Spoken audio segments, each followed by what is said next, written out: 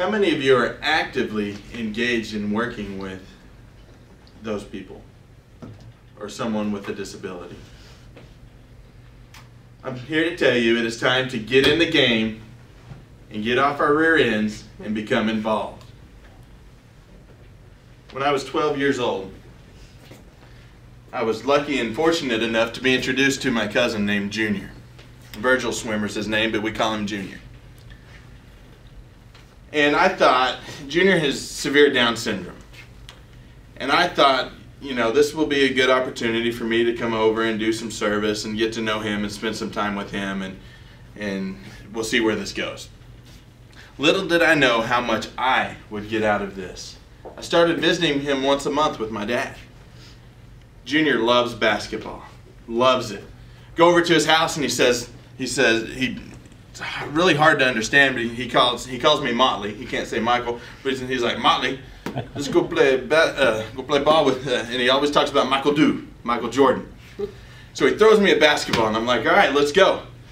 So Junior's so enthusiastic, he's ready to go play ball. So we get out there and we're shooting hoops and is on a tree that has a milk crate that has the front busted out of it. I was like, is that what we're shooting at?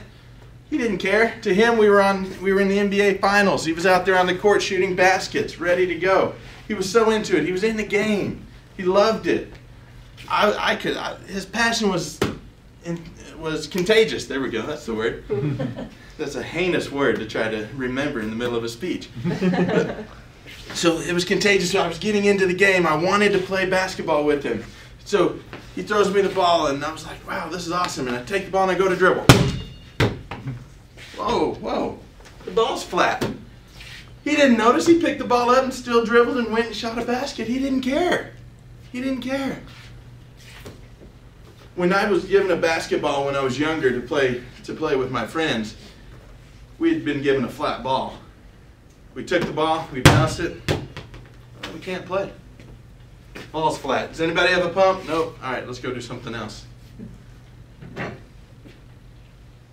Junior didn't care. He didn't care what obstacles there were. He got in the game. And that's what we need to do. It doesn't matter if it's going to be hard. Get in the game and help somebody. The reward is great. Whether the ball is full of air or the ball is flat, get in there and help people. The rewards are going to be tremendous. There are many different organizations that you can get involved with. I want to talk about two. One is near and dear to my heart because my mother is a special education teacher, and she works with handicapped children on a daily basis. You can volunteer at schools and work with them. The teachers are very short-handed in that area, and they need help. So that's one area. A second is the Special Olympics. What a great opportunity to watch a group of adults and children that love what they're doing.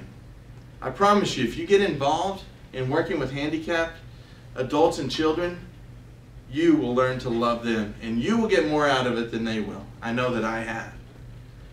Went to an OU basketball game a couple of years ago, and in the game, OU came out flat. They were playing nobody. I hadn't even heard of the school. And OU was in the top 25. They came out and they were losing by 10 points, I believe, at halftime. Then halftime came, and out runs a group of Special Olympic basketball teams, two of them. One from Moore and one from Norman. And these kids were pumped. Like I said, you would think they were playing for the NBA title. And they were going and they were running along, and one of the kids from the other team tripped. Half the other team goes and helps him up, hands him the ball back. When's that going to happen? They hand him the ball back. They help him go up to the goal, and he shoots and he scores. The whole gym erupted. They were passionate. They were in the game. They loved what they were doing. Leaned over to the person sitting next to me and I said, if OU would play with half that passion, the second half, we're going to blow this team out. Fortunately, they did, and it turned out to be a great game. Many of us have opportunities and look for opportunities to get involved in the community, whether it be for business purposes or for our own purposes. Either way, it's a good thing to do. So I challenge you and I encourage you and plead with you to get involved with the Special Olympics. Get involved with other organizations to where you can work with handicapped people because, again, as I said, you will gain more from it than they will. I've learned so much from my cousin Junior. His love for life is incredible. He doesn't care who you are, where you're at in life. He loves you and he'll talk to you. Now, you can't understand most of what he says, but the one thing that you can understand every time is when he tells you he loves you.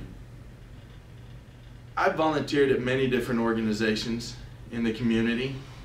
Some of them I've helped out, and I was there not for the thanks and praise, but I've helped and left and not a single thank you.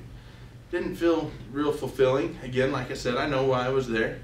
But when I've worked with the handicapped,